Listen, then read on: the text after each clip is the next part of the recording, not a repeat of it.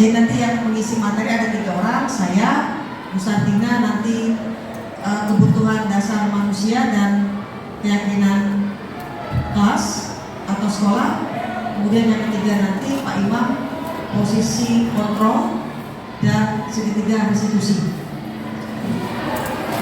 Jadi tentang budaya positif. Ya Bapak Ibu, jadi budaya positif itu ini Bapak Ibu sebenarnya. Ini pun saya pahami benar-benar pada saat ya saya mengikuti CGMP ini Bapak Ibu ya. Jadi budaya positif itu ada paradigma belajar, disiplin positif, motivasi perilaku manusia, kebutuhan dasar manusia, keyakinan kelas, 5 posisi kontrol restitusi, dan segitiga restitusi. Kita mulai materi pertama tentang paradigma belajar. Bapak Ibu, paradigma belajar kita artinya perubahan mindset belajar kita Bapak Ibu, kita harus berubah. Saya pertama kali ngikutin CGMP itu Bapak Ibu modul 1.1 kayak kena tampar Bapak Ibu. Ini bukan omong kosong Bapak Ibu, benar tuh. Semakin kesini semakin salah aja saya Bapak Ibu. Asli salah. Salahnya apa? Begini Bapak, saya cerita. Sampai Pak Bayu itu, ya mungkin itu juga banyak dialami oleh CGMP lainnya Bapak Ibu ya. Salah saya begini. Dulu kita berpikiran bahwa siswa itu adalah kertas kosong ya. Ya kan? Bagus ya. Siswa kertas kosong, kita bisa menuliskan apapun di kertas kosong itu kan Bapak. Itu salah. Artinya itu kan siswa itu berkembang dengan maunya kita, bukan maunya anak. Salah besar Pak. Ternyata anak itu dari lahir sudah bawa kelebihannya masing-masing. Yang terjadi pada kita adalah kita tidak pernah mau kenali potensi anak, sehingga semua siswa dianggap sama. Nah, begitu Bapak Ibu ya. Jadi ada kesalahan teori. Nah ini kalian juga harus paham nih, yang masih baru nih. Jadi siswa itu bukan kertas kosong yang bisa seenaknya kita tulis. Dia sudah punya bakat dari lahir. Nah guru itu hanya perlu kenali potensinya dan menuntunnya sampai dia menjadi manusia yang nanti bahagia, katanya Kak Ade, secara lahir dan batin. Jadi paradigma belajar, pembelajaran dengan paradigma baru itu adalah pembelajaran yang menekankan pada prinsip diferensiasi. Ini pernah kita bahas tahun lalu. Diferensiasi adalah pembelajaran yang berpihak pada murid. Artinya pembelajaran yang sesuai dengan kebutuhan siswa. Ini di awal Bapak Ibu kita sudah punya asesmen diagnostik non kognitif oleh BK, gitu kan? Di situ kita ketemu gaya belajar siswa, apakah dia linguistik, apakah dia visual, audio atau kinestetis. Itu non kognitif. Yang kognitif kita buat sendiri kan Bapak Ibu ya, di mapel masing-masing berdasarkan kesiapan belajar siswa. Baru kita kelompokkan siswa berdasarkan kesiapan belajarnya. Itu yang seharusnya dilakukan di guru di kelas Bapak Ibu. Belajar sesuai dengan kebutuhan siswa. Nah, jadi untuk apa? Sesuai dengan tahap perkembangan teori psikologi modern. Teori psikologi modern itu seperti apa Bapak Ibu? Jadi siswa itu, anak itu kan dimulai dari bayi, kemudian anak usia dini, balita, remaja, dan dia dewasa. Untuk mewujudkan profil pelajar Pancasila. Semua karakternya di situ nanti. Profil pelajar Pancasila. Nah ini yang berubah. Saya ingat ini pernah disampaikan oleh Bu Windy waktu saya masih nggak ngeh. Di sini baru makin paham Bapak Ibu. Jadi kita ubah paradigma stimulus respon harus ke pendekatan teori kontrol. Apa? Yang pertama, kebutuhan kita sama. Teori kontrol, kebutuhan kita berbeda. Setiap orang berbeda Bapak Ibu. Setiap anak itu beda kebutuhannya, beda kesiapannya. Yang kedua, semua orang melihat yang sama. Teori kontrol, semua orang gambarannya berbeda. Iya, tergantung perspektif orang. Semua orang bebas berpendapat. Ini yang kami diajarkan di CGP Bapak Ibu. Sampai Pak Bayu bilang begini, Bapak Ibu jangan takut berpendapat. Pendapat itu adalah aset. Siapa saja berangkat kerja benar boleh, nggak apa-apa. Jadi pendapat itu adalah aset. Nah, kita dibiarkan untuk berpikir, berkembang, berpikir Bapak Ibu untuk memiliki perspektif tertentu terhadap kasus-kasus tertentu.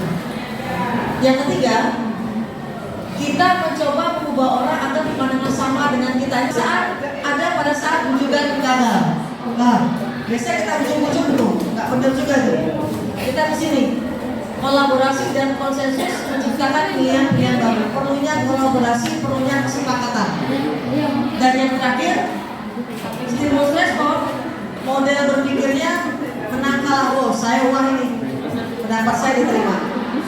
Nah, sedangkan kalau terkontrol tidak, semuanya berpikir menang, semuanya dihargai. Nah, itu yang kita mau bangun ini, Bapak. Ya, dan itu sudah kita bangun, sudah kita buktikan di SMP 3. Kegiatan-kegiatan besar kita, kegiatan lomba kita di sini, Bapak. Ya, cuma kita perlu pertajam lagi, Pak. Pertajamnya apa? Mungkin di sini. Nah, setiap orang itu punya perspektif berbeda. Jadi kita harus menghargai yang di sini. Semua orang punya pandangan berbeda.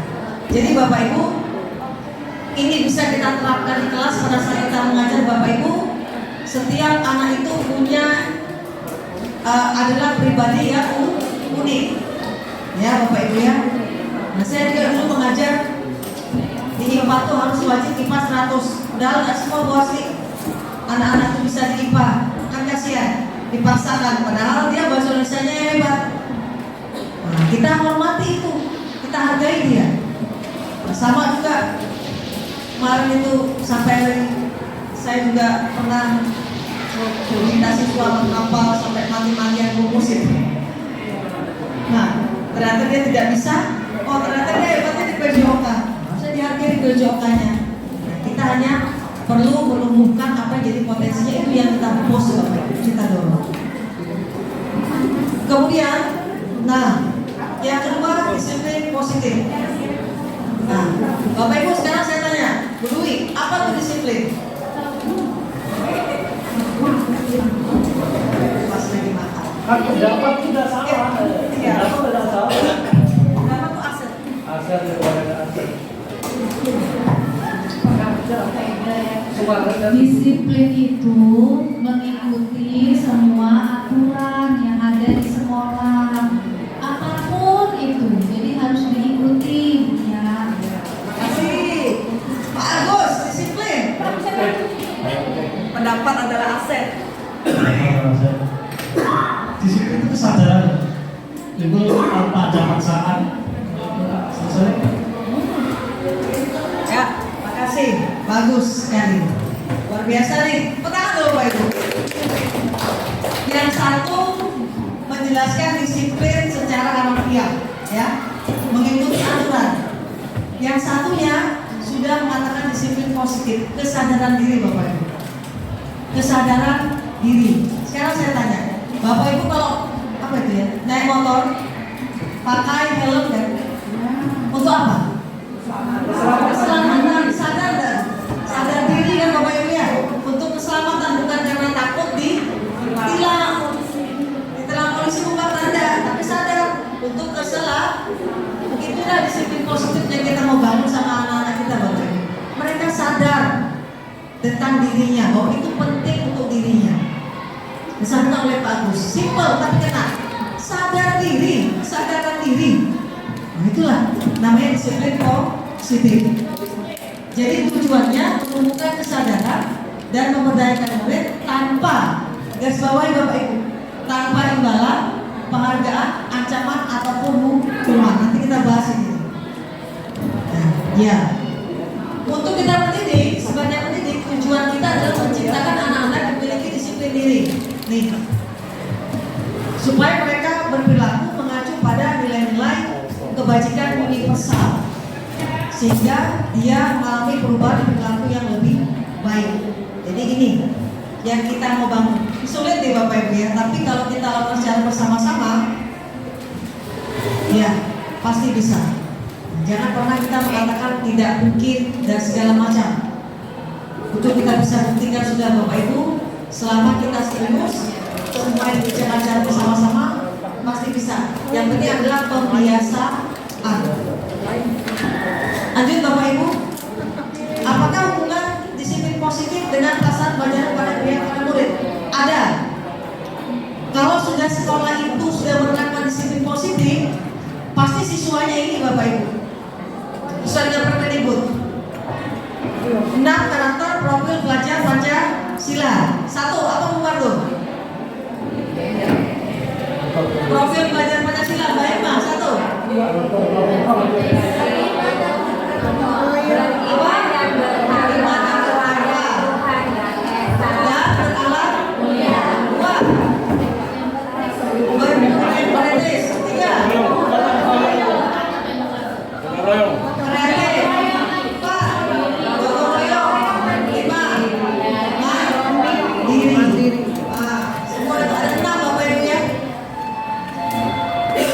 Jadi siswa itu semua goalnya nanti untuk yang kurikulum merdeka semua jarak.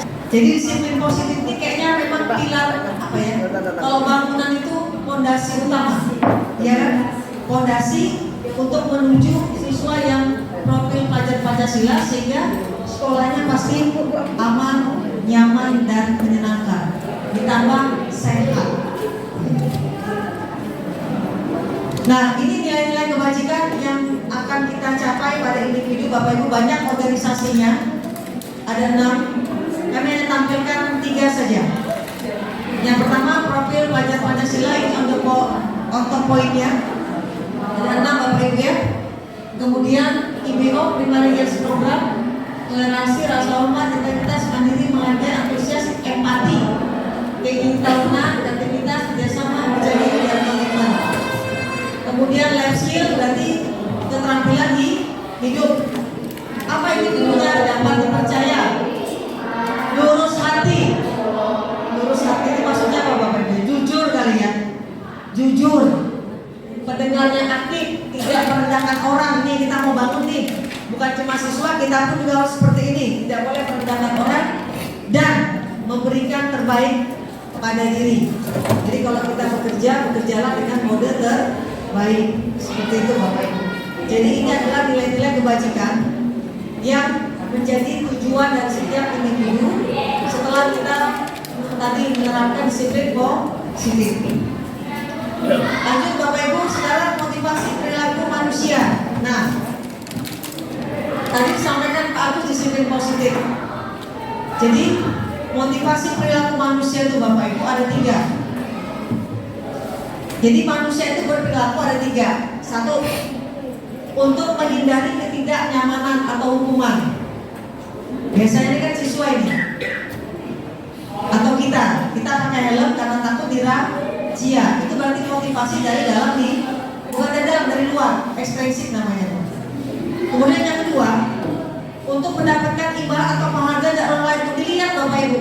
Jadi berbuat baik itu untuk dilihat orang. Nah, itu ekstrinsi.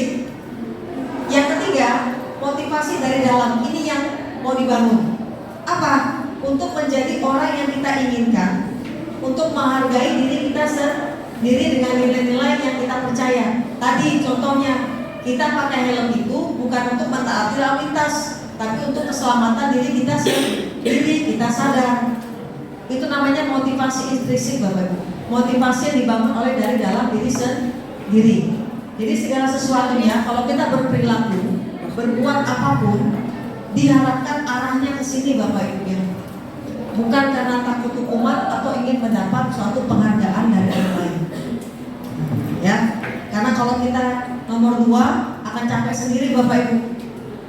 Kenapa saya bilang capek? Kita capek kerja keras kok nggak ada yang hargai ya, nggak ada yang bilang bagus segala macam.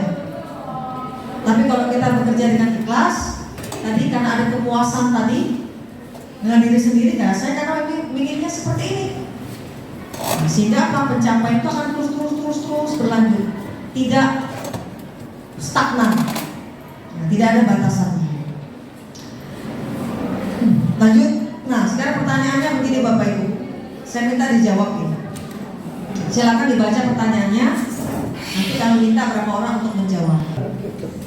Itu pertanyaan kalau setelah tidak ada aturan atau teguran bagi atasan untuk bawahnya, bagaimana dengan kondisi kita? Yang pertama, alhamdulillah kita masih sehat. Yang kedua, kesadaran apapun juga kesadaran itu dimulai dari diri sendiri. Dan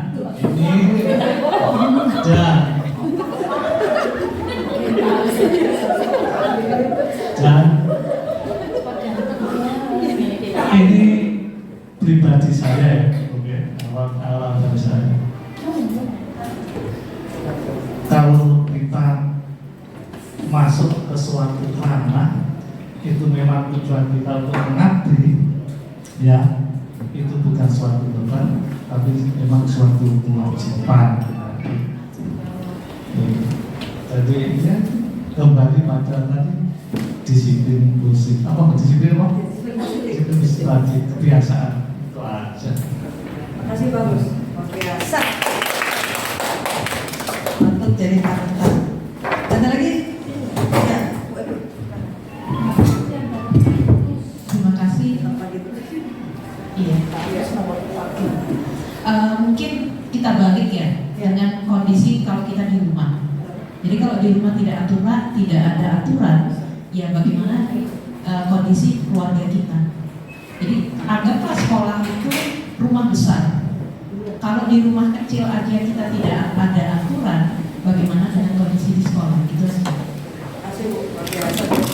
Kita juga ingin jadi panutan yang baik kepada anak-anak. Kan begitu Bapak Ibu ya. Jadi mau dia ada teguran, mau dia ada ribut apa segala macam, kita tidak mengharapkan itu. Nah, ini yang sudah dibangun lagi-lagi sampai SMP 3 ini. Walaupun belum semua yang masih peduli dengan itu semua, tapi kita pelan-pelan bergerak ke sana. Mudah-mudahan kita bisa bekerja karena memang kesadaran diri kita untuk bekerja dengan baik dan penuh tanggung jawab. Nah, yang kedua Bapak Ibu, ini untuk anak-anak kita. Kira-kira dari 3 jenis motivasi tadi, mana yang paling banyak anak-anak kita ini berdasarkan perlakuan anak kita di sekolah, Bapak Ibu? Yang paling banyak mereka naati aturan itu karena apa, Bapak Ibu? Yang pertama karena hukuman, yang kedua tadi karena pantang, yang ketiga dari dalam diri sendiri. Yang paling banyak yang mana, Bapak Ibu? Hukuman, itu ya.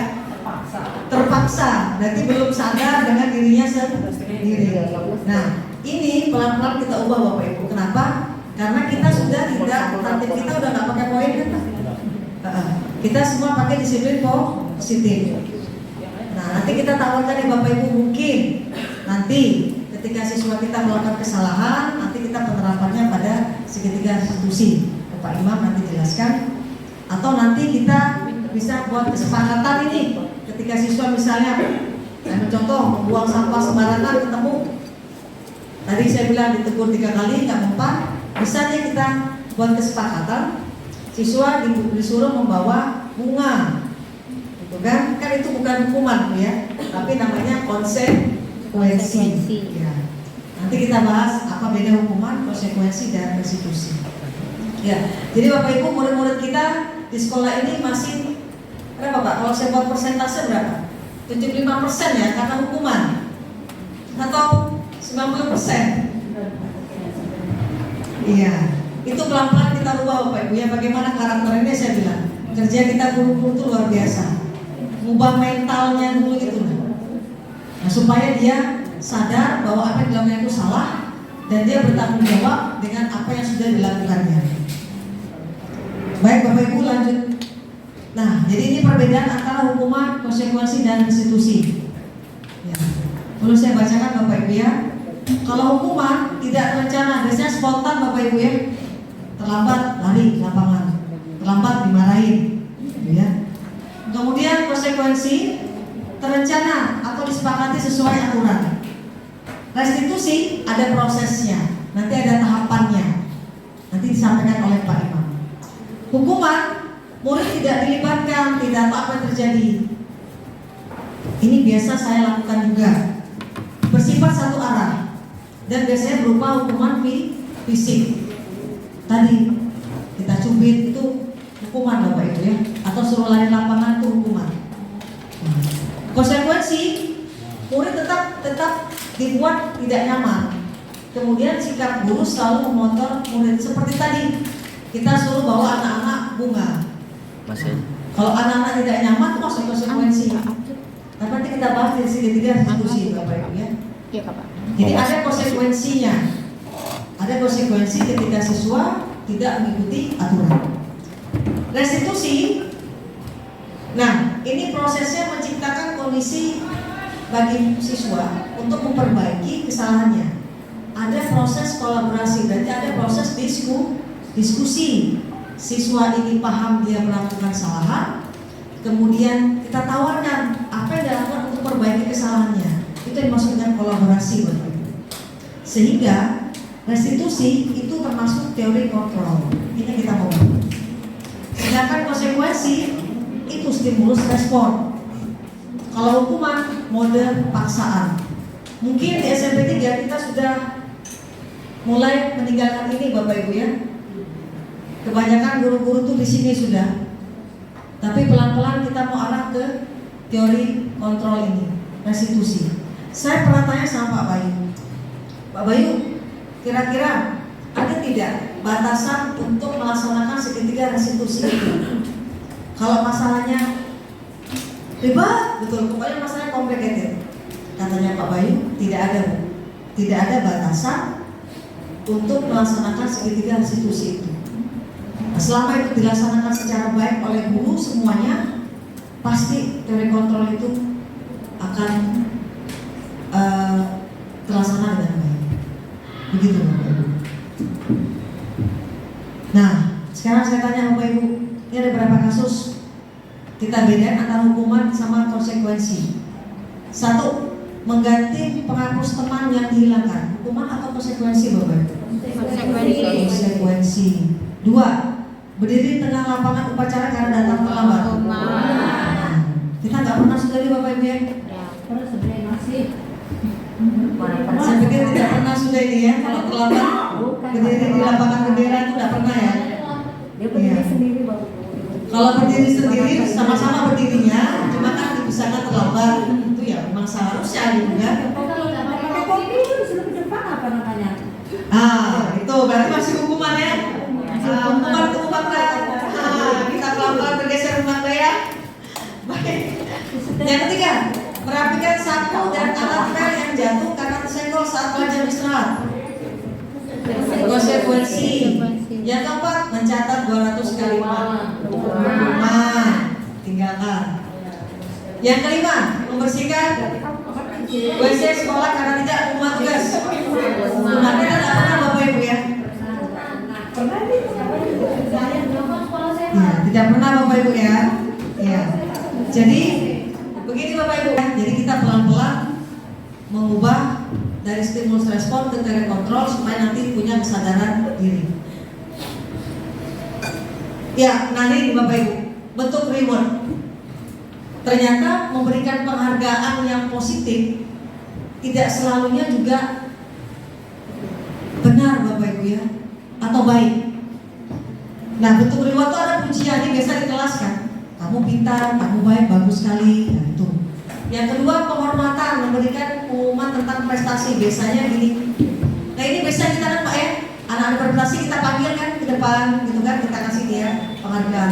Tujuannya apa? Untuk memotivasi siswa lain untuk juga membuat prestasi, gitu kan, memberikan penghargaan ke anak lah atas segala prestasi yang sudah dicapainya. Bawa ke depan, atau kita buat student of the month, gitu ya. Jadi pelajar terbaik bulan ini. Nah, itu siapa? Bisa. Dan yang B, memberikan kekuasaan atau keistimewaan untuk melakukan sesuatu. Nah, ini ketika dia sudah berprestasi, kita buat dia penghargaannya bukan dalam bentuk uang ataupun dalam bentuk barang, bukan Bapak Ibu, tapi dikasih tugas yang lebih tinggi tingkatannya. Misalnya dia dinobatkan jadi ketua kelas, dia dinobatkan jadi duta lingkungan karena kerajinannya. Nah, yang diharapkan itu Bapak Ibu mungkin yang kesini, yang ke B. Supaya apa? Kalau kita nomor 3 kita kasih hadiah reward, nanti jadinya dia materialistis, biasa flip and back, gitu kan? Ketika tidak ada reward, Ya, itu mental begitu tuh yang harus kita minimalisir. Kita pun juga begitu Bapak Ibu ya. Iya. Jadi kalau nggak ada penghargaan, nggak ada reward, nggak mau kerja. Nggak dikasih uang, nggak mau kerja. Nggak ada uang ya Bu. Nah, nanti kebiasaan mentalnya sampai besar. Mau berbuat baik karena hanya untuk mendapatkan reward. Yang keempat, standar penghargaan reward simbolis ini biasa di kelas mungkin tidak apa-apa lah. Misalnya sudah apa perasaan hari ini kan dikasih emoji itu kayak anak TK itu, emojinya senang kayak smile gitu. Itu kan biasa dipakai kan? Ya kasih emoji smile, kasih emoji senang. Hanya mengungkapkan perasaannya ketika berada dalam suatu lingkungan. Nah, jadi reward itu Bapak Ibu kita sebisa mungkin kita arahkan ke sini. Jadi ketika siswa itu ada yang memiliki perilaku yang baik lah gitu. Nah kita kasih tugas dia yang sedikit menantang buat dia supaya dia merasa wah saya ternyata dipercaya oleh sekolah untuk mengurusin masalah sampah. Saya dilombakan di duta lingkungan. Jadi pekerjaannya lebih berat. Itu lebih diharapkan ke situ ketimbang kita berikan reward atau penghargaan pada yang bentuknya barang. Ini Bapak Ibu tadi penghargaan itu bisa jadi bentuk lain dari hukuman. Kenapa? Karena hanya efektif pada jangka pendek. Negatifnya itu Bapak Ibu menimbulkan persaingan, menghukum bagi yang tidak mendapatkan. Jadi apa ya? Ya jadi ada iri lah gitu ya, mematikan kreativitas, kecewa bila tidak mendapatkannya, kemudian ketergantungan jangka panjang.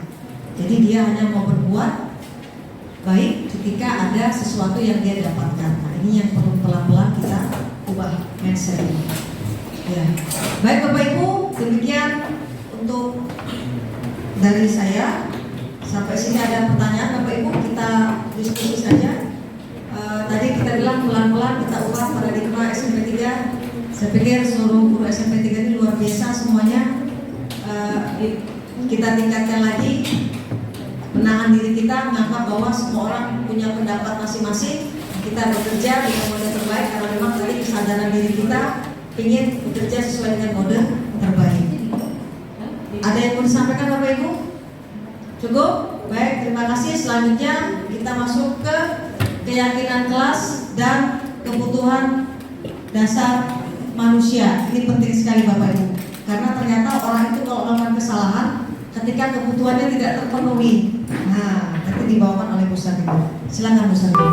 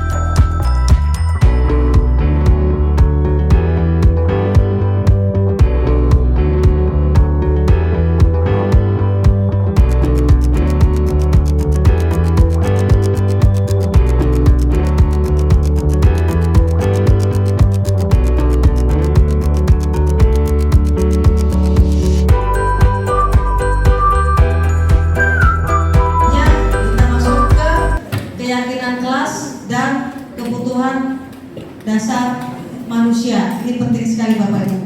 Karena ternyata orang itu kalau melakukan kesalahan ketika kebutuhannya tidak terpenuhi, nah nanti dibawakan oleh Bu Sarino. Silakan Bu Sarino. Ya, terima kasih atas kuliah. Sebelum saya lanjutkan, mungkin biar konsentrasi kembali di saya, kita bikin dulu. Bikin, ya konsentrasi saja Bapak Ibu. Ada beberapa pertanyaan. Clue-nya itu dunia itu bulan.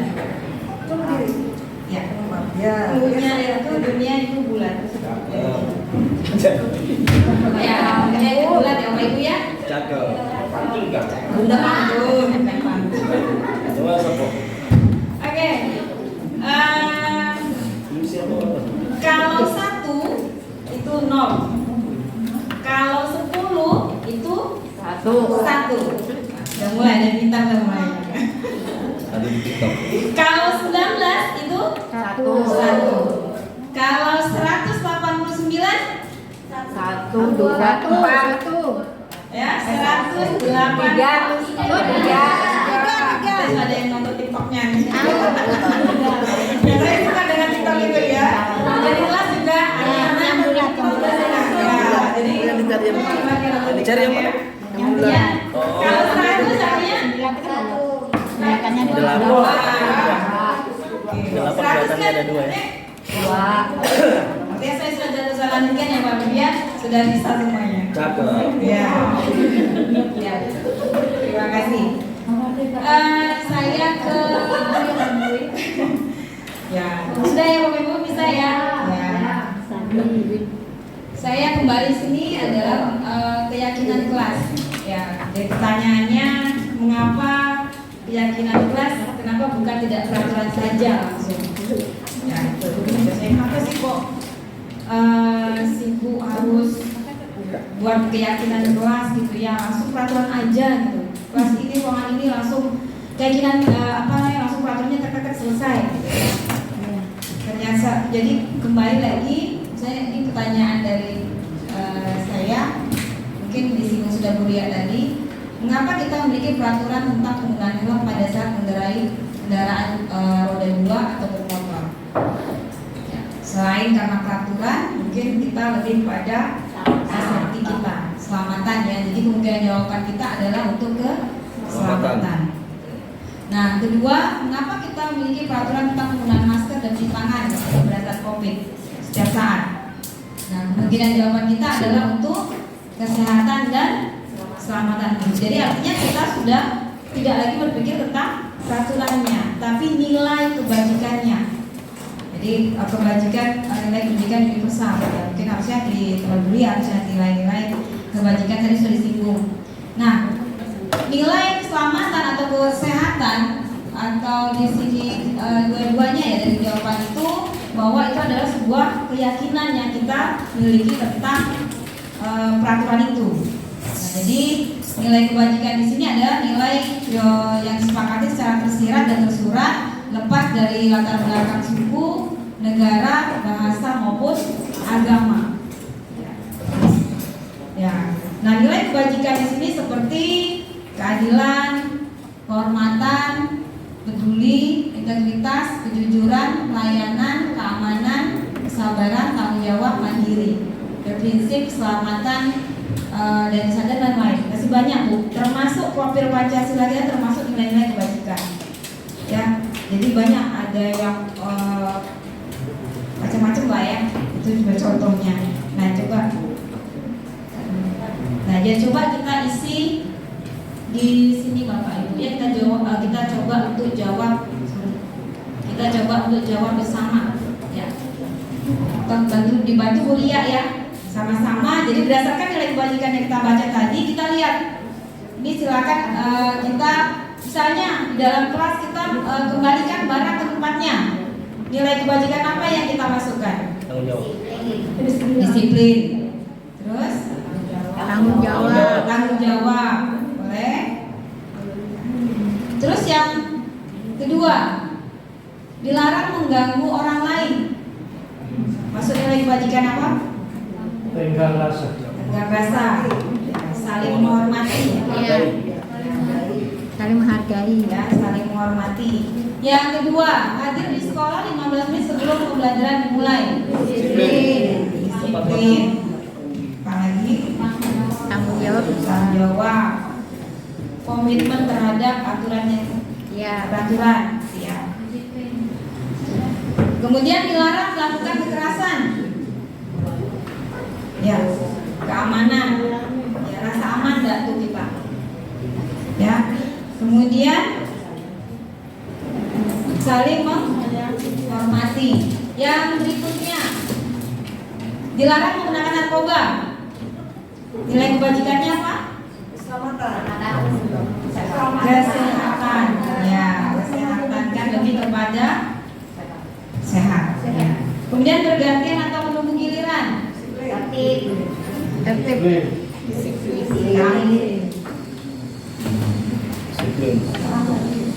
kita lihat ini ya. Dilarang merokok, kesehatan. Ya, nanti orang lain juga Bapak Ibu. Jadi merokok itu bisa mengganggu orang lain. Gunakan masker.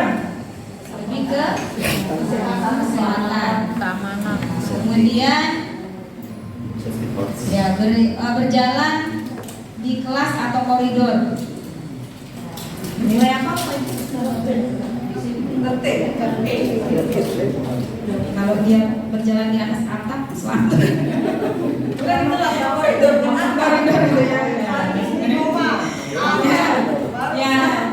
ya, oke. Di sana kita cek. Ya jawaban kita kira-kira bagaimana Bapak Ibu? Ya, ternyata ini jawabannya kita dari atas. Dari atas ini? Ya, jadi kembalikan barang ke tempatnya.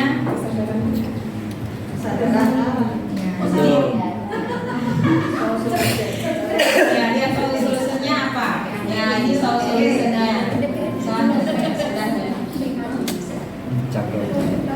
Ya, ya dari awal ya.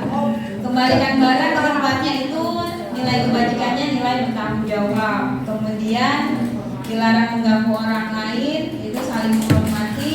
Hadir di sekolah 15 menit sebelum pelajaran itu menghormati orang lain dan komitmen.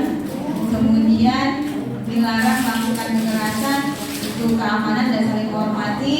Dilarang melakukan narkoba, itu kesehatan, sudah benar kita ya. Bergantian atau menggiliran, itu menghormati orang lain atau berempati. Kemudian dilarang merokok, itu kesehatan dan menghormati orang lain. Berjalan koridor itu keamanan dan keselamatan. Jadi berjalan di koridor termasuk keselamatan ya. Dan jalan besar itu di jalan kelas. Ya, bisa jadi lagi ya. Di apa trotoar maksudnya. Ya.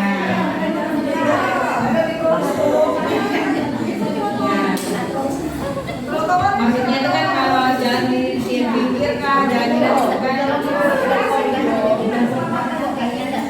ya. Jadi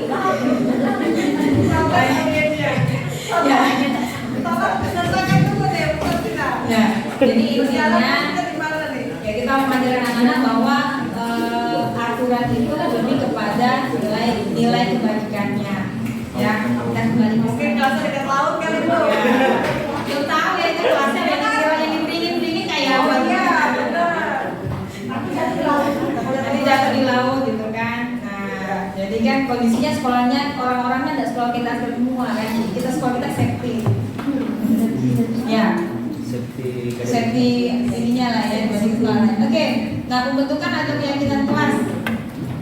Jadi tadi sudah latihan, paling tidak sudah ada nilai kebajikan yang sudah kita perkenalkan, yang itu juga ke siswa.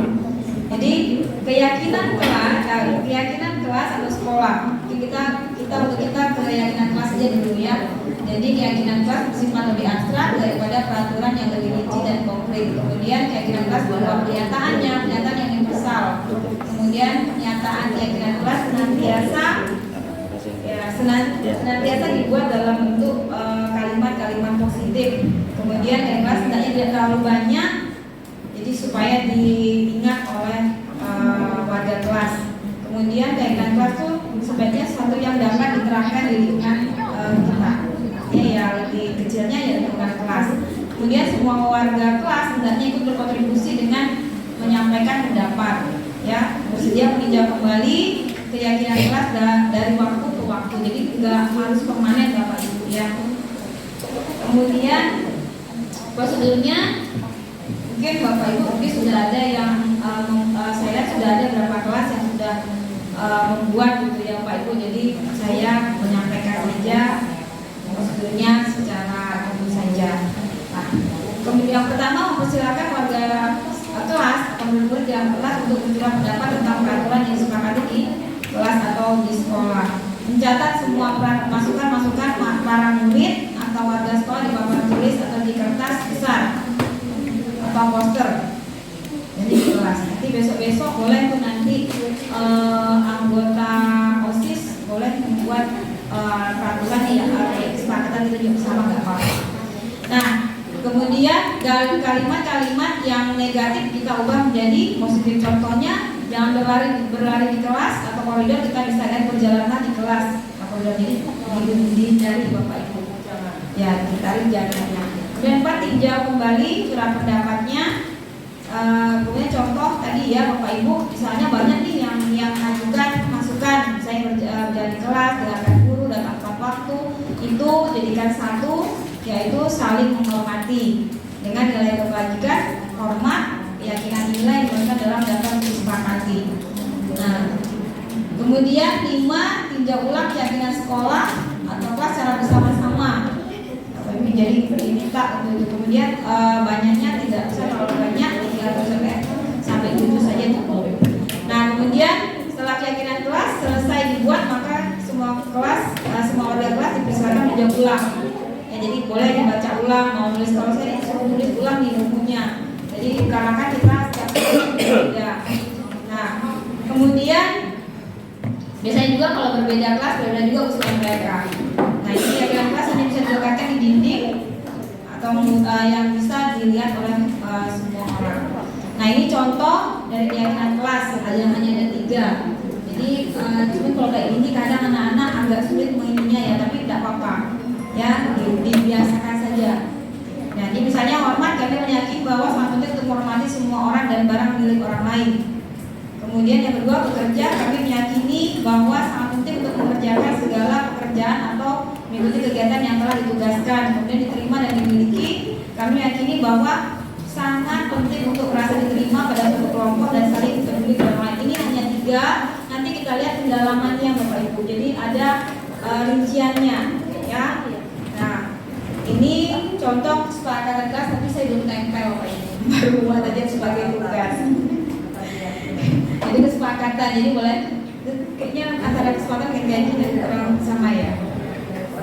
Boleh dibuatkannya. Nah, ya kayak tadi ya. Ya, ini kalau ini keyakinan kelas, kalau ini kesepakatan kelas. Jadi masih ini ya masih cara umum. Ya. Nah, ini contoh saja. Nah, ini pendalamannya. Jadi kalau tadi itu 3, kadang kan siswa masih belum terinci. Jadi hormatnya bagaimana? Jadi biasanya mereka kan masih karena sakit abstraknya mereka belum bisa. Jadi kita bisa menerapkan seperti ini. Misalnya kegiatan dengan menggunakan tabel T dan tabel Y. Jadi misalnya di sini adalah tabel T. Jadi misalnya hormat tadi, ya. Jadi kita bisa rincikan seperti ini, biar tahu lebih paham anak-anak itu misalnya hormat ini yang seperti apa. Misalnya tampak seperti, artinya kelihatan seperti yang seharusnya gitu ya Bapak Ibu. Misalnya datang tepat waktu, yang tidak tampak seperti artinya yang biasa atau bahkan kita lakukan. Saya sering terlambat. Terus itu menyapa teman dan guru setiap hari, ya. Nah, ini tidak tampaknya artinya tak acuh kepada teman dan guru. Kemudian mengembalikan barang teman yang telah dipinjam dan mengucapkan terima kasih. Nah, yang terjadi adalah tidak mengembalikan barang temannya dan meletakkan sembarangan sehingga hilang, dia tidak tahu saya. Nah, itu yang terjadi di siswa kita. Ya, akhirnya timbul ada kelahi di antara anak-anak. Nah, kemudian bekerja dan menyimak guru. Nah, yang kelihatan tidak mendengarkan guru ada ya, menyerahkan tugas tepat waktu, tugas tugas tidak diberikan atau dikumpulkan, nah kemudian memberikan hasil terbaik untuk anak asuhan mengerjakan tugas saja. Jadi ini kalau memang kayak yang 3 tadi sepakat di awal, ya keyakinan kelasnya bisa kita rincikan seperti ini juga. Kemudian rasa diterima dan dimiliki, melibatkan semua anggota kelompok, kemudian memunculkan salah satu teman. Jadi ada temannya yang tidak teman, yang baru, kemudian memberikan kata-kata atau komen-komen yang membesarkan hati bila teman kita berhasil. Nah, ini marah atau iri, karena ada yang omongannya itu yang jadi yang tidak tampak ini ya, itu yang terjadi di anak-anak. Kemudian tabel Y. Nah ini tabel Y maka di tabel T. Jadi ini kalau tabel Y ada 3: terlihat, terdengar, dan berperilaku. Misalnya terlihat berempati terhadap perasaan orang lain. Kemudian memegang barang milik orang lain hanya dengan izinnya. Mendengarkan dengan bersama senantiasa berbuat baik atau berbagi. Kemudian terdengarnya satu orang berbicara, yuk saya bantu, kita bisa selesaikan ini juga, kemudian boleh saya pinjam. Nah ini jadi ucapannya kalau kita biasanya ke anak-anak untuk melakukan itu, jadi terdengarnya. Kemudian berperilaku, tersenyum ramah, memberikan salam hormat, berjabat tangan, memberikan ruang belajar bekerja, kemudian postur tubuh yang tenang. Jadi ini tabelnya Bapak Ibu ya. Jadi bisa dilihat bahwa ada 2, karena yang ini agak sulit.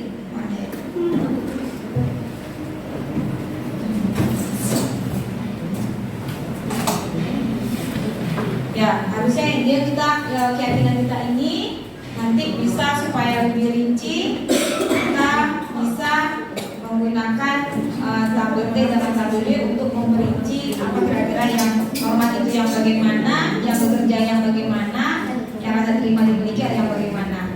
Nah, mungkin yang satunya lagi ya kebutuhan hidup ya Bapak Ibu, ini ya 5 kebutuhan dasar manusia. Ya 5 kebutuhan dasar manusia. Kalau tadi keyakinan kelas, sekarang 5 kebutuhan dasar manusia. Ya di sini ada 5 kebutuhan dasar manusia. Yang pertama bertahan hidup atau survival, kemudian penguasaan, rasa kasih sayang dan diterima, kemudian kesenangan, kebebasan. Ini tidak bisa dipungkiri bahwa kita semua pasti butuh ini, ya. Nah seluruh tindakan manusia memiliki tujuan tertentu. Semua yang kita lakukan itu punya tujuan. Ya, semua yang kita lakukan adalah usaha kita untuk mendapatkan apa yang kita inginkan. Nah, kemudian di sini pertanyaan selanjutnya, ya silakan Bapak Ibu dibaca.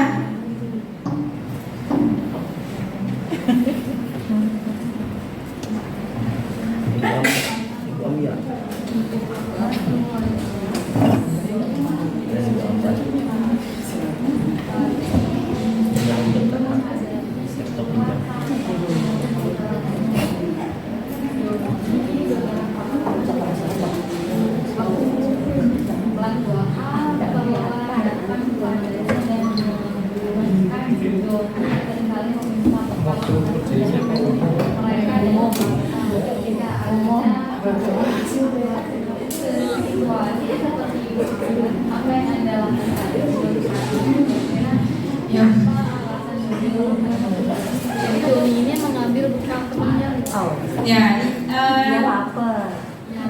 Ya, jadi ini adalah salah satu kasus yang mungkin di kita juga pernah ya, biasanya pas ya anak tuh bawa bekal, terus tuh ya cuman kalau kita nggak ada yang ngadu, kalau juga ada yang ngadu ya Pak Ibu. Jadi sini Ibu Ambar, guru wali kelas 2 itu dia bingung menghadapi pula salah satu muridnya si Doni, karena beberapa anak di kelas 2 ini datang padanya mengeluhkan Doni yang seringkali meminta bekal siang mereka dengan paksa. Jadi jika Anda menghadapi situasi seperti Bu Ambar, apa yang lakukan? Jadi kita lihat berkaitan dengan kebutuhan 5 kebutuhan dasar manusia. Ya, kebutuhan dasar manusia. Jadi sekalian kita review yang kasus tadi, sekalian kita jelaskan apa sih kebutuhan kebutuhan yang bersifat 5 kebutuhan dasar manusia ini. Yang pertama kebutuhan bertahan hidup atau survival, kebutuhan yang bersifat fisiologis untuk bertahan hidup, misalnya kesehatan, rumah dan makanan. Nah, termasuk di sini kebutuhan biologis juga termasuk ternyata kebutuhan bertahan hidup, yaitu meneruskan keturunan katanya di sini ya. Kemudian dari proses reproduksi termasuk kebutuhan untuk tetap bertahan hidup. Komponen psikologis pada kebutuhan ini meliputi kebutuhan dan rasa aman. Dalam kasus Doni di atas, apabila jawaban Doni ketika ditanya oleh Ibu Ambar adalah karena ia lapar dan orang tua tidak bawakannya makanan, maka kebutuhan dasar yang sedang dipenuhi oleh Doni adalah kebutuhan untuk bertahan hidup. Ya, ini dan bersama itu. Yang kedua, rasa kasih sayang. Nah, kebutuhan akan kasih sayang ini adalah kebutuhan diterima, ya, berhubungan dengan koneksi sosial, kebutuhan untuk memberi dan menerima kasih sayang, dan kebutuhan untuk merasa menjadi bagian dari suatu kelompok. Nah, ini, ya, jadi kadang tuh anak-anak apapun dilakukan supaya diterima di kelompoknya. Ya, kadang kalau temannya ikut, walaupun dia nggak merokok, ikut hisap, ya supaya diterima dengan kelompoknya.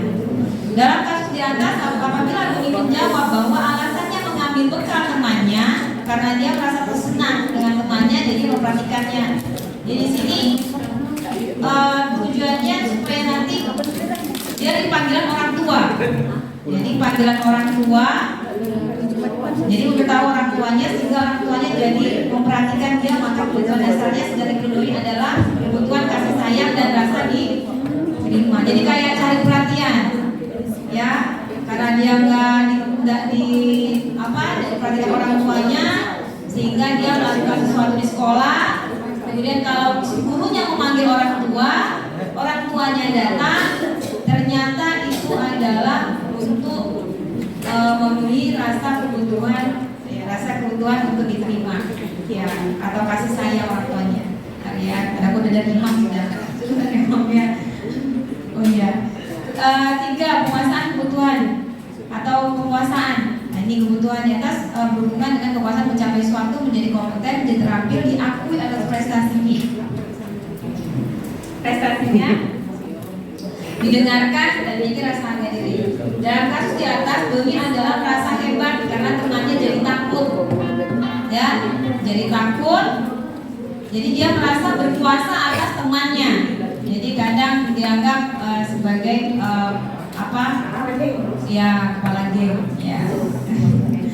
Jadi ternyata itu kebutuhan bukan pilihan. Yang 4, kebebasan, kebutuhan akan pilihan. Nah, ini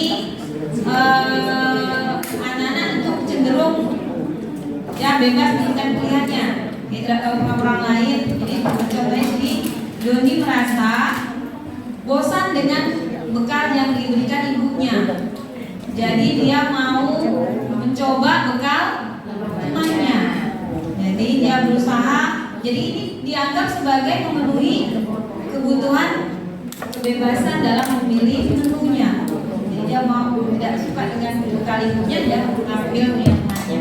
5, kesenangan. Jadi siapa yang tidak butuh dengan kesenangan? Semua orang senang.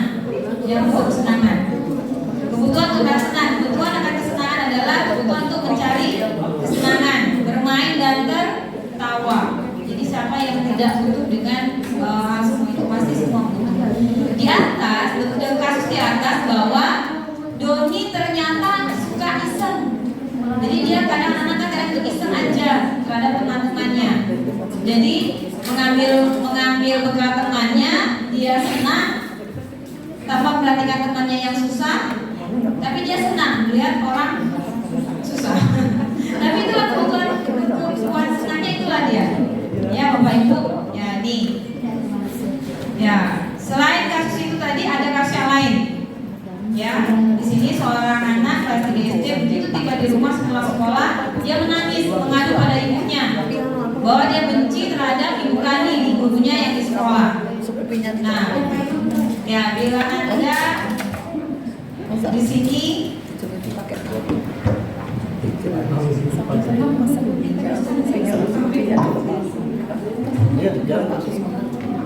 Oke, jadi di sini ada ya, satu kalian jawabnya. Jadi seperti apa yang akan dilakukan Dinda besok ketika mau sekolah? Kita lihat. Jadi ada anak yang tidak suka gurunya, ditanyain ini.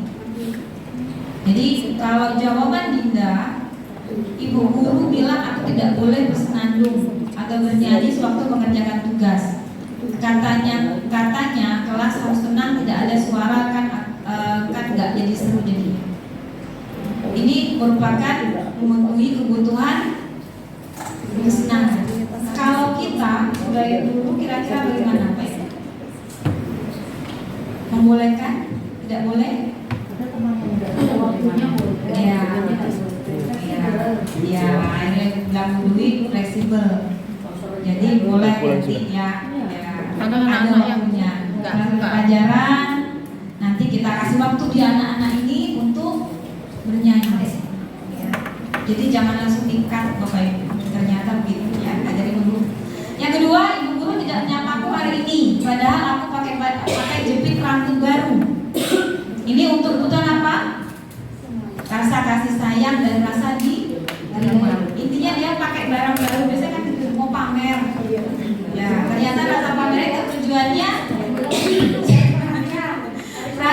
perhatian. Jadi ini disebut bukan perhatian untuk kalian, tapi kasih sayang. Iya. Iya. Iya. Nggak anu ya. Nggak ganti-ganti. Apa? Ya ternyata tapi ini paling tidak kita memperhatikan ini barang baru gitu. Baru tidak sebut ya. Karena kita sudah kelas 9 Bu. Jadi tidak terlalu banyak kelas 9 ya. Ya. Tapi ternyata di teman-teman mereka itu kadang dia senang.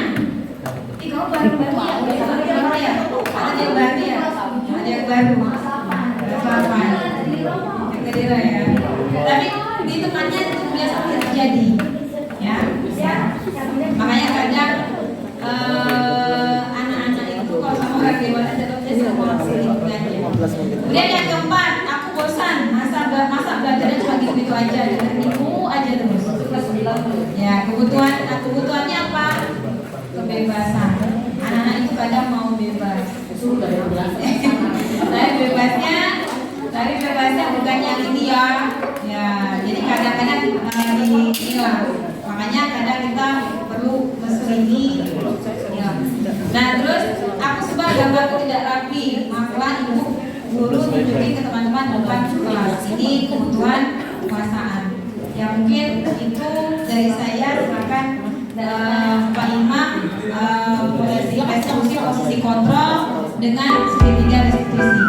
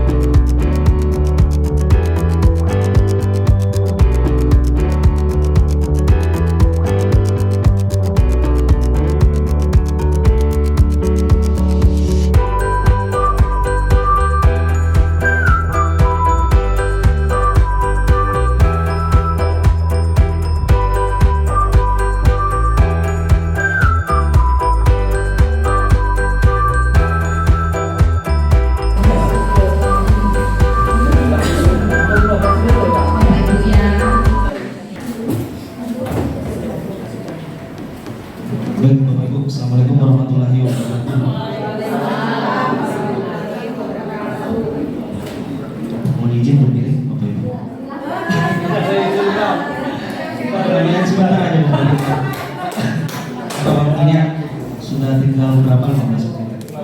Baik Bapak Ibu, terima kasih atas kesempatannya. Jadi saya berdiri di sini tidak bermaksud menggurui seperti itu.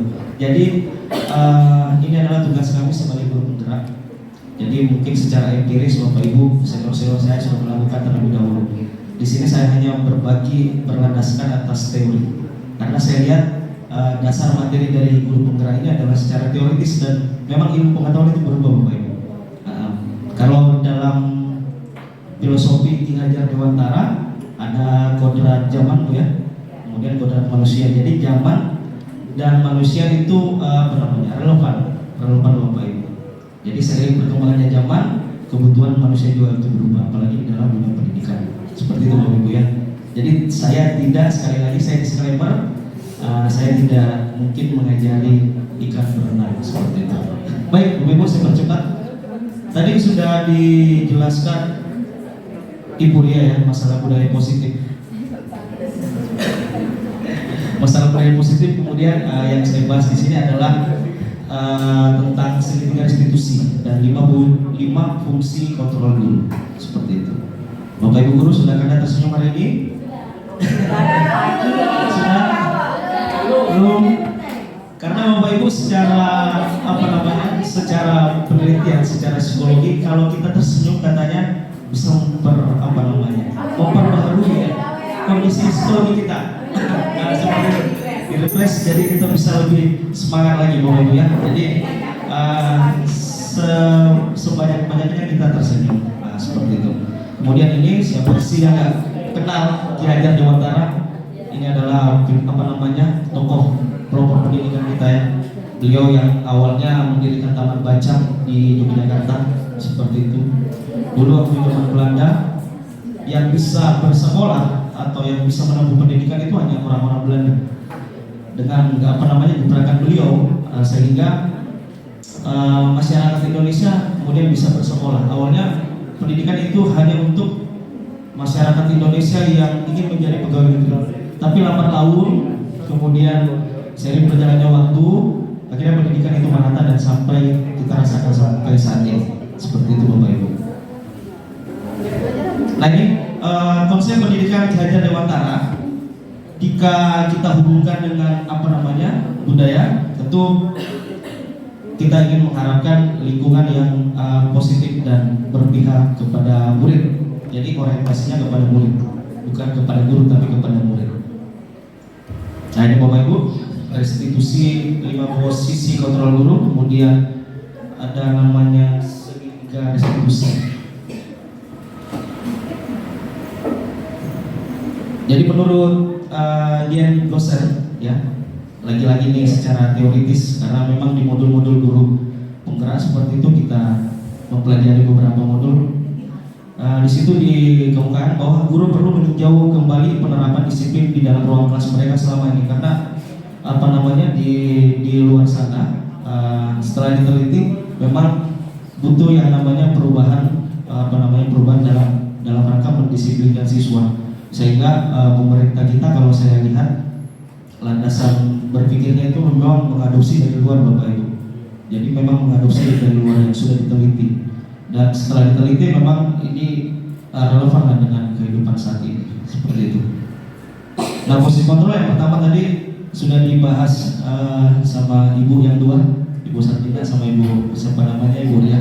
Penghukum, kemudian ada pembuat orang bersalah, kemudian sebagai teman, kemudian yang keempat kita sebagai pembantu, dan kelima adalah kita sebagai manajer. Jadi ada 5 Bapak. Nah dari kelima ini, dari kelima ini yang ingin yang ingin dicapai adalah itu tahap manajer. Jadi bagaimana kita sebagai guru bisa berlaku atau bertindak sebagai seorang manajer, seperti itu. Next Bu. Nah ini Bapak Ibu, contoh dari guru kalau sebagai penghukum ya. Jadi seorang penghukum bisa menggunakan hukuman bahkan fisik maupun verbal.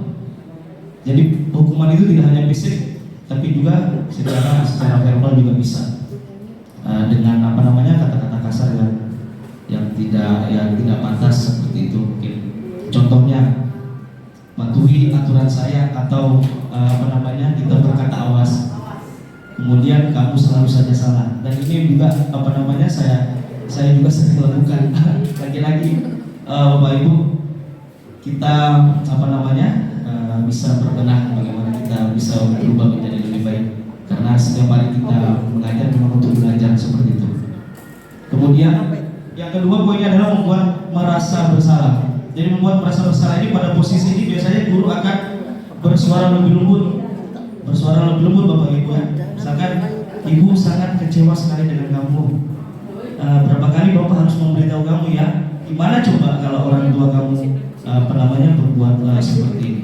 Nah, justru di posisi ini murid akan memiliki penilaian diri yang buruk tentang diri mereka Bapak Ibu.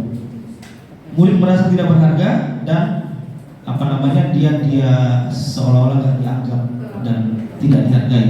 Nah, itu akibat dari sikap seorang guru yang membuat merasa bersalah. Next.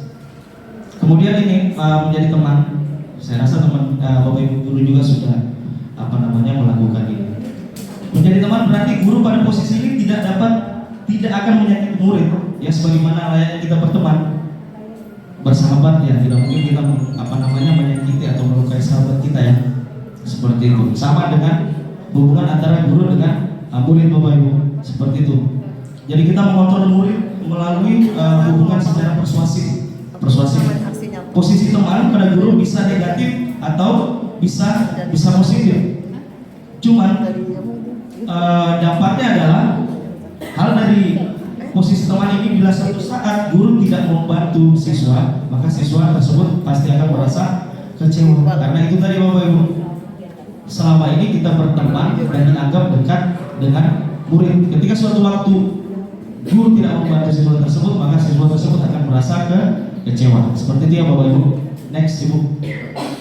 Kemudian yang posisi sebagai pemantau. Pemantau berarti mengawasi, yang mengawasi. Contohnya, misalkan pertanyaan yang sering kita ajukan kepada anak-anak, peraturannya apa? Apa yang telah kamu lakukan? Kemudian sanksi dan konsekuensinya apa? Ini yang disampaikan tadi Ibu Ria. Berarti posisi yang seperti ini adalah kita terlibat menjadi posisi pemantau. Seperti itu Bapak Ibu. Next. Nah ini yang saya tadi sampaikan Bapak Ibu, posisi manajer adalah posisi terakhir, posisi yang kita harus upayakan sebagai layaknya seorang guru. Jadi kita harus bertindak sebagai manajer. Posisi manajer adalah posisi di mana guru berbuat sesuatu bersama murid, berkolaborasi. Jadi ada diskusi, ada kolaboratif. Sama tadi yang disampaikan Ibu Santina. Jadi keyakinan kelas atau peraturan kelas. Dulu namanya peraturan, sekarang diganti keyakinan Ibu ya. Jadi keyakinan kelas itu tidak lahir dari satu pihak Bapak Ibu. Jadi antara guru dengan siswa itu harus diskusi keyakinannya seperti apa, peraturannya seperti apa. Nah kemudian jadilah guru menjadi seorang manajer seperti itu. Contoh, misalkan seorang manajer berkata, apa yang kita yakini, kalau ada anak-anak yang melanggar, apa yang kita yakini, nah perasaan minggu lalu kita sudah buat aturan seperti ini. Nah nanti siswa tersebut akan merefleksikan dirinya. Oh iya Pak, saya ingat, saya tidak akan mengulangi lagi. Nah, seperti itu. Nah ini untuk keyakinan kelas. Kalau kemarin saya sudah terapkan sederhana di kelas-kelas yang saya ajar, saya coba buat keyakinan kelas. Jadi kalau ada yang melanggar, saya kembali mengingatkan. Oh iya Pak, saya ingat. Nah, maaf Pak, seperti itu. Next. Nah ini tadi pada akhirnya dari posisi kontrol guru kita akan sampai kepada tahap manajer Bapak Ibu. Mulai dari penghukum, membuat orang bersalah, teman, pemantau, manajer. Nah yang gagal tadi sudah disinggung Ibu Ria juga. Identitas gagal itu kalau kita sebagai penghukum, pembuat merasa orang bersalah, itu berarti ada di fase identitas gagal. Kalau yang berhasil indikatornya kita sebagai teman atau kita sebagai pemantau. Cuman ini balasannya hanya ingin mengharapkan imbalan, ya, hanya ingin mengharapkan imbalan. Jadi sesuatu orang mau berbuat dan ada imbalannya. Tapi ini termasuk sukses juga. Tapi yang lebih sempurna yang ingin manajer. Jadi guru bertindak sebagai manajer, yaitu bisa menghargai diri sendiri, anak-anak mampu bertanggung jawab, kemudian nilai-nilai kebaikan yang ada di dalam dirinya mereka bisa temukan sendiri dengan cara tindakan-tindakan reflektif dari guru. Seperti itu Bapak Ibu. Mungkin ini materi pertama, kemudian materi yang kedua, next yang segitiga restitusi. Segitiga restitusi ini Bapak Ibu pendekatan penerapan disiplin positif. Jadi memang di modul itu ada apa namanya? Memang ada bagannya, gambarnya bentuk segitiga. Memang ada ya. Makanya dikatakan segitiga restitusi. Kalau restitusi yang biasa kita dengar adalah apa ya? Pengembalian pajak ya. Pengembalian pajak atau kerugian atas pajak. Cuman kalau restitusi di dalam dunia pendidikan itu pendekatan yang baik dalam rangka mendisiplinkan siswa. Expo. Bapak Ibu, sebagai seorang guru dan dalam pendekatan disiplin, ketika murid Anda melakukan kesalahan, tindakan mana yang akan Anda lakukan? Nah, saya bertanya kepada Bapak Ibu, mungkin ada yang bisa jawab. Kira-kira yang mana? Menunjukkan kesalahannya dan meminta yang melihat kesalahan yang baik, mengatakan kamu seharusnya tahu, kemudian mengingatkan, bertanya dan mengkritik. Bapak Ibu guru yang pernah dilakukan yang mana?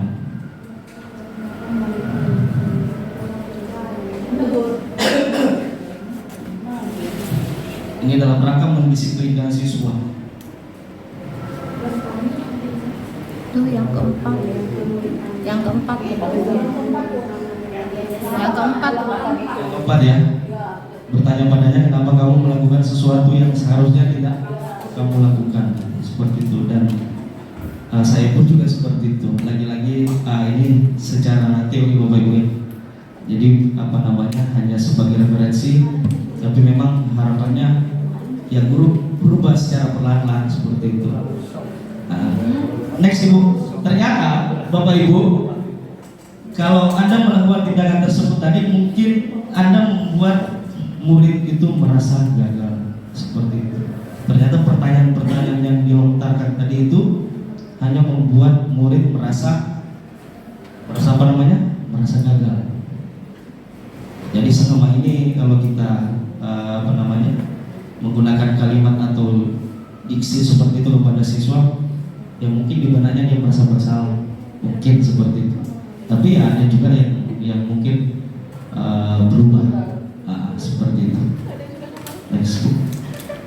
Nah, tadi restitusi membantu memiliki tujuan disiplin positif, memulihkan dirinya dan apa namanya dari perbuatan salah, mengakui bahwa itu salah dengan mengembalikan aturan atau keyakinan kelas yang telah dibuat di awal, seperti itu. Next. Next. Nah ini ada 3. Jadi ada 3 poin, ada 3 apa namanya? 3 fase di dalam segitiga restitusi. Yang pertama itu menstabilkan identitas atau stabilize the identity. Kemudian yang kedua validasi tindakan yang salah, validate the misbehavior. Kemudian yang ketiga menanyakan keyakinan, seek the belief. Jadi ini Bapak Ibu adalah 3 langkah ketika kita akan melaksanakan pendekatan-pendekatan disiplin positif kepada siswa. Karena kemarin saya coba terapkan ini, next Ibu, saya terapkan di dalam next book. Di mana di kelas saya coba meriset atau membuat sederhana, dan ternyata memang susah karena bukan diri saya seperti itu, bukan diri saya. Jadi kebiasaan-kebiasaan yang lama yang sudah menjadi tradisi dalam diri saya, ketika akan dirubah hanya dalam waktu apa namanya sehari bahkan berapa menit ini sulit. Jadi saya di sini bawa catatan karena memang apa namanya bermain peran lah. Ada petunjuk dari modul itu. Nah seperti ini maksudnya. Kalau di tahap menstabilkan identitas, ya, ketika ada anak-anak yang bermasalah, Bapak Ibu, jadi kita panggil. Nah kita panggil kemudian kita tanya apa masalahnya nak. Nah kita tanya baik-baik, kemudian mereka sudah menjawab, kemudian kita sampaikan tidak apa-apa berbuat salah, kita bisa menyelesaikan ini. Betul, semua orang pernah melakukan kesalahan. Nah kita fitrahnya manusia biasa. Nah seperti itu. Bapak di sini mencari penyelesaian bersama-sama. kita berpikir bersama-sama, kemudian kita memperbaiki situasi ini. Jadi seperti ini kalimat-kalimat dari modul memang diisi oleh pemerintah. Jadi saya coba bertanya dengan menggunakan kalimat ini Bapak Ibu pada siswa seperti itu. Kemudian direkam. Kemudian itu di tahap menstabilkan identitas. Kemudian di tahap yang kedua di bagian segitiga restitusi itu lanjut tindakan yang salah. Di tahap ini saya bertanya, kamu pasti punya alasan kenapa melakukan itu, kenapa bolos, kenapa manjat pagar, ya seperti itu. Nanti anak-anak menjawab, kemudian ibu next, kemudian kita kembalikan kepada nilai-nilai atau keyakinan yang telah disepakati di awal. Jadi kita flashback, ternyata kamu melanggar nilai-nilai yang telah disepakati di awal. Kira-kira nilai apa yang dilanggar? Nah, nanti anak-anaknya menjawab, oh nilai ini Pak, nilai itu Pak, nilai tata tertib mungkin, nilai tidak bertanggung jawab, nilai disiplin. Nah, itu nanti mereka yang menjawab sendiri, kemudian secara tidak langsung siswa tersebut mengevaluasi dirinya sendiri. Seperti itu. Jadi ada 3 tadi Bapak Ibu, menstabilkan keadaan, kemudian menanyakan keyakinan, kemudian yang kedua tadi tindakan yang salah. Jadi Bapak Ibu, ciri-ciri atau yang membedakan, apa sih yang membedakan sebenarnya antara hukuman dan restitusi? Cara mendisiplinkan yang biasa dengan restitusi itu apa bedanya? Karena dari segi nama memang beda. Cuman kalau di restitusi itu ada polanya, ada triknya, rumusnya yang bagian sedikit tadi itu. Jadi setiap kita menghadapi siswa yang bermasalah, kita sampaikan 3 rumus tadi Bapak Ibu. Iya. Kita menanyakan, menstabilkan, kemudian yang kedua memvalidasi tindakan yang salah. Kemudian yang ketiga yaitu kita kembalikan ke aturan-aturan yang ada. Seperti itu Bapak Ibu ya. Mungkin itu Bapak Ibu. Mungkin itu yang bisa saya sampaikan, mudah-mudahan bermanfaat. Tidak ada